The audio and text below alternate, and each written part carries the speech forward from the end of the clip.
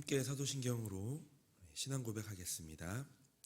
전능하사 천지를 만드신 하나님 아버지를 내가 믿사오며 그 외아들 우리 주 예수 그리스도를 믿사오니 이는 성령으로 잉태하사 동정녀 마리아에게 나시고 본디오 빌라도에게 고난을 받으사 십자가에 못 박혀 죽으시고 장사한 지 사흘 만에 죽은 자 가운데서 다시 살아나시며 하늘에 오르사 전능하신 하나님 우편에 앉아 계시다가 저리로서 산자와 죽은 자를 심판하러 오시리라. 성령을 믿사오며 거룩한 공예와 성도가 서로 교통하는 것과 죄를 사하여 주시는 것과 몸이 다시 사는 것과 영원히 사는 것을 믿사옵나이다. 아멘. 찬송가 272장 찬송하겠습니다.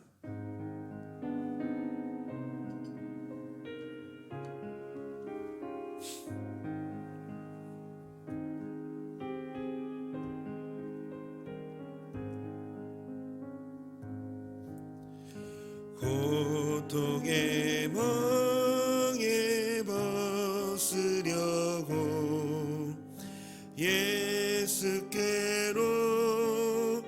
나갑니다. 자유와 기쁨 베푸시는 주께로 갑니다. 병든 내 몸이 튼튼하고 빈궁한 삶이 부해지며 죄악을 벗어 버리려고 주께로 갑니다. 낭패와 실망 당한 뒤에 예수께로 나갑니다. 십자가 은혜 받으려고 주께로 갑니다.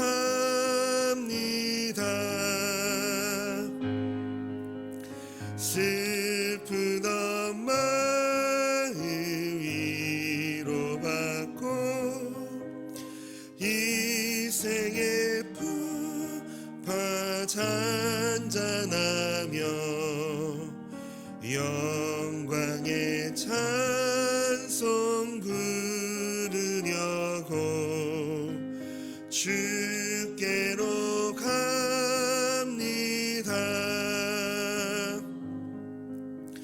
교만한 마음을 내버리고 예수께로 나갑니다. 복되신 말씀 따르려고 주께로 갑니다.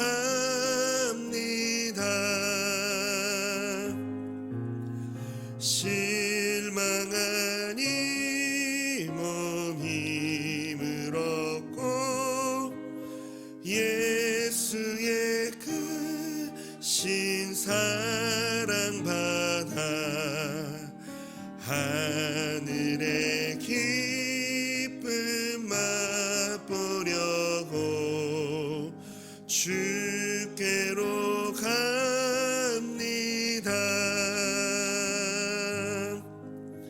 죽음의 길을 벗어나서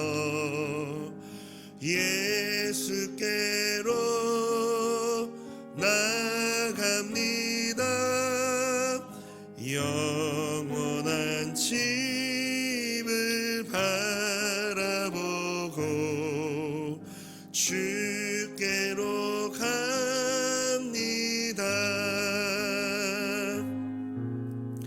멸망의 포구해여 나와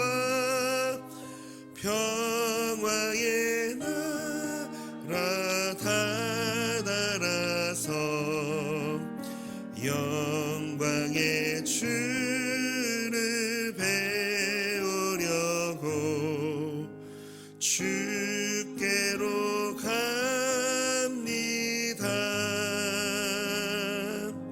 아멘. 하나님 말씀 함께 보겠습니다. 오늘 하나님의 말씀은 마태복음 19장 16절에서 22절까지의 말씀입니다.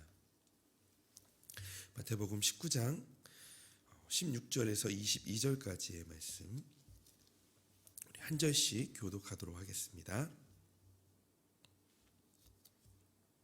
어떤 사람이 주께 와서 이르되 선생님이여 내가 무슨 선한 일을 하여야 영생을 얻으리이까? 예수께서 이르시되 어찌하여 선한 일을 내게 묻느냐? 선한 이는 오직 한 분이시니라. 내가 생명에 들어가려면 계명들을 지키라. 이르되 어느 계명이니 오니까? 예수께서 이르시되 살인하지 말라, 간음하지 말라, 도둑질하지 말라, 거짓 증언하지 말라, 내 부모를 공경하라, 내 이웃을 내 자신과 같이 사랑하라 하신 것이니라. 그 청년이 이르되 이 모든 것을 내가 지키었사온데 아직도 무엇이 부족하니이까? 예수께서 이르시되 내가 온전하고자 할진대 가서 내 소유를 팔아 가난한 자들에게 주라. 그리하면 하늘에서 보화가 내게 있으리라. 그리고 와서 나를 따르라 하시니 함께 읽겠습니다. 그 청년이 재물이 많음으로 이 말씀을 듣고 근심하며 가니라. 아멘. 오늘도 하나님의 은혜가 넘치는 이 시간이 되기를 소망합니다. 그리고 잠시 광고를 한 가지 좀 드리고 싶은데요. 새벽 기도의 일정이 조정이 되어집니다. 그래서 다음 주부터는 월요일부터 금요일까지만 이 새벽 기도를 드리게 된다는 것을 기억하셨으면 좋겠습니다. 월요일부터 금요일까지만 이 새벽 기도회가 다음 주부터 드립니다. 오늘 같이 함께 마태복음 19장 16절에서 22절까지의 말씀을 가지고 함께 은혜를 나누기를 원하는데요. 우리가 이 기도의 자리, 은혜의 자리를 사모하며 나아가는 이유가 있다면 아마도 오늘 함께 같이 찬양했던 이 찬송가의 노랫말처럼 우리의 유일한 위로가 되시는 분이 예수님이시기 때문입니다. 그분은 우리가 스스로 지고 있는 죄의 멍에를 함께 지어주시고 낭패와 실망 중에 있는 우리에게 위로와 소망이 되어주십니다. 그래서 우리의 신앙의 선배들은 하이델베르크 요리문답 1문에서 다른 어떤 것을 유일한 위로라고 하지 않고 이렇게 대답했습니다. 생사간의 나의 유일한 위로는 내가 나 자신의 것이 아니라 사나 죽으나 나의 몸과 영혼이 모두 다 신실하신 나의 구주 예수 그리스도에 속하는 것입니다. 이 고백은 우리의 최대의 위로가 아닌 유일한 위로입니다. 즉 예수 그리스도가 우리의 삶의 유일한 위로가 되어 주십니다. 그러므로 우리는 날마다 주님께 속해 있어야 합니다. 오늘 본문은 어린 시절부터 신앙생활을 해온 건실한 청년, 사회적으로도 성공하여 앞길이 창창한 미래의 유망주가 예수님을 찾아와 영생을 얻고자 하는 영적인 갈망을 표시합니다. 그런데 그가 주님과 대화를 나눈 후 근심하여 떠납니다. 그 청년이 근심하여 떠나는 이유가 무엇이었을까요? 청년에게 예수님은 유일한 위로였을까요? 그 청년의 걸림돌은 과연 무엇이었을까요? 예수님과 청년의 대화의 내용을 통해 오늘 우리에게 주시는 교훈이 무엇인지를 살펴보고 또 함께 기도하는 시간이 되기를 원합니다. 예수님과 청년의 대화를 통해 우리에게 주시는 교훈 첫 번째는 인생의 유일한 위로는 예수님이다라는 것입니다. 예수님을 찾아온 청년은 영생을 얻을 수 있는 방법을 구합니다. 청년의 질문에 예수님은 먼저 하나님의 계명을 지킬 것을 말씀하셨는데요. 17절 말씀입니다. 예수께서 이르시되 어찌하여 선한 일을 내게 묻느냐? 선한 이는 오직 한 분이시니라. 내가 생명에 들어가려면 계명을 지키라. 청년은 유일하게 영생을 주실 수 있는 하나님께 집중하기보다는 자신의 선한 일에 집중하였습니다. 당시 유대인들은 계명을 통한 하나님의 뜻을 깨닫고 그것을 지키기보다는 사람의 유전을 지키는 일을 더 중요하게 여겼습니다. 예수님께서 이 계명을 지키라라고 말씀하신 것은 하나님의 계명을 다 지켜야만 영생을 얻을 수 있다는 의미가 아닙니다.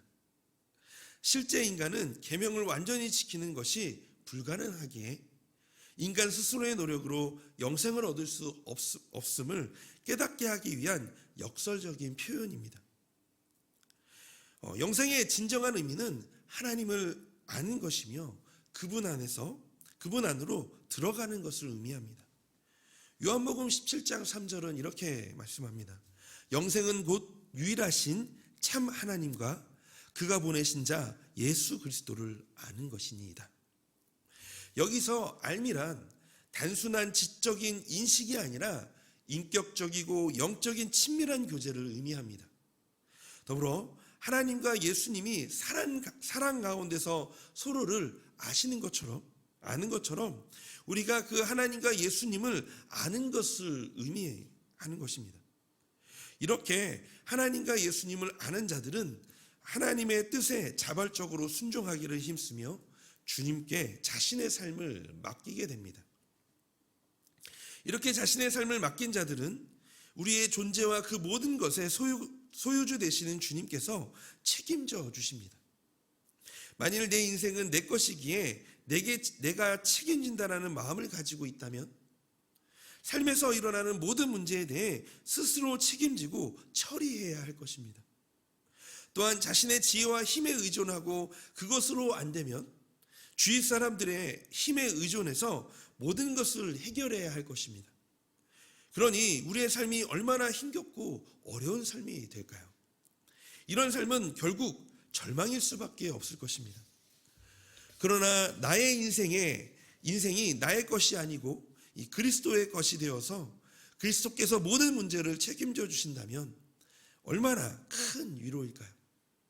스스로 노심초사 동분소지하지 않아도 또 도울 힘이 없는 인생을 의지하지 않아도 그저 주님께서 주시는 힘을 사용하여서 주님께서 하시기를 원하시는 일들을 이루어가면서 여유로운 삶을 살아갈 수 있는 길이 예수 그리스도 안에 있는 것입니다. 이런 뜻에서 예수님은 마태복음 6장 25절에 이렇게 말씀하셨습니다. 목숨을 위하여 무엇을 먹을까 무엇을 마실까 몸을 위하여 무엇을 입을까 염려하지 말라라고 말씀하신 것이고 또한 영생은 곧 유일하신 참 하나님과 그가 보내신 자 예수 그리스도를 아는 것이다 라고 말씀하신 것입니다. 예수님께 찾아온 청년은 영생을 소유물처럼 얻기를 원했지만 예수님은 그가 생명에 들어가야 한다라고 말씀하십니다. 그러므로 청년이 자신에게 돌아서서 하나님에게로 향하기 전에는 희망이 없습니다. 마태복음 16장 26절의 말씀처럼 사람이 만일 온 천하를 얻고도 제 목숨을 잃으면 무엇이 유익할 수 있을까요? 예수님께 찾아온 청년은 생명이 아니라 단지 방법을 원했고 주님과 구주가 아니라 다만 보장을 원했던 것 같습니다. 이 청년의 모습을 기억하며 우리가 생명을 얻고자 찾아다닌다면 유일한 위로이고 소망이신 예수님께 나아가야 합니다. 그분이 영생을 제시하는 것을 듣거든 그것을 취해야 합니다. 그분이 나를 따르라고 말씀하시거든 그대로 행해야 할 것입니다.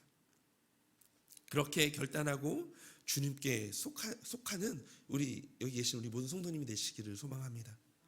두 번째는 예수님과 청년의 대화를 통해 우리에게 주시는 교훈 두 번째는 당신의 최대의 위로를 내어놓고 따르라입니다. 계명을 지키라는 말씀에 청년은 무엇을 더 지켜야 하는지를 물으며 예수님께서 언급하신 인간을 향한 6개의 계명을 다 지켰다라고 말했습니다. 그러면서 무엇이 더 부족한지를 따져 묻는 듯합니다. 20절 말씀입니다. 청년이 이르되 이 모든 것을 다 내가 지키었사온데 아직도 무엇이 부족하니까. 청년은 예수님께 찾아와 처음 했던 말은 선생님이요, 내가 무슨 선한 일을 하여야 영생을 얻으리까 였습니다. 이 청년은 반드시 무슨 일을 해야만 영생을 얻을 수 있다라고 생각을 계속적으로 지니고 있었던 것입니다. 이것은 자기 공로로 영생을 얻거나 하나님과의 교제에 들어가려고 시도하는 사람의 상태를 보여줍니다. 그 사람은 모든 율법을 완전하게 지킨 듯이 여겨질지라도 그에게는 아직도 구원에 대해서 확인이 필요합니다. 그래서 불안해하고 두려워합니다. 21절 말씀입니다. 예수께서 이르시되 내가 온전하고자 할진대 가서 내 소유를 팔아 가난한 자들에게 주라. 그리하면 하늘에서 보화가 내게 있으리라. 그리고 와서 나를 따르라 하시니. 예수님께서는 스스로 어느 수준 정도의 온전함을 이루었다라고 생각하는 이 청년의 교만함을 무너뜨리며 소유를 팔아 가난한 자들에게 주라라고 도전하셨습니다. 이 도전은 이 청년을 천국에 들어가지 못하게 할 수 있는 장벽이 무엇인지를 폭로하신 것입니다. 그것은 돈에 대한 그의 사랑이었습니다. 그의 삶의 최대의 위로가 바로 이 돈이었던 것입니다. 사실 그의 모든 소유를 다 파는 일이 그 자체로 그 사람에게 영생을 가져다 주지는 않을 것입니다. 그러나 그 같은 철저한 순종은 이 청년이 예수님을 따르는 자가 되는 첫걸음이 되었을 것입니다. 예수님의 강조점은 파는 것이 아니라 따르는 것에 있습니다. 청년에게 하신 이 예수님의 말씀은 그의 믿음과 기꺼이 순종에 대한 시험이었습니다. 청년은 영생을 얻기 위해서 자기가 해야 할 일이 더 많이 있을 것이라고 생각했습니다. 무엇인가를 하면, 내가 어떤 것을 하면 내가 영생을 얻을 수 있겠지? 아직 부족한 게 있는 것 같아. 이렇게 아마 생각했었던 것입니다. 그러나 예수님은 영생을 얻기 위해서는 그런 일들을 그렇게 많은 일들을 하는 것이 아니라라고 설명하셨습니다. 오히려 청년은 자기 재산에 대한 태도를 고쳐야 했습니다. 그럴 때에야 청년은 그리스도의 주권에 겸손히 굴복할 수 있었을 것입니다. 예수님은 청년의 안정과 정체성의 근거를 건드리셨습니다. 그에게 최대의 위로로 여겨졌던 것을 흔드신 것입니다.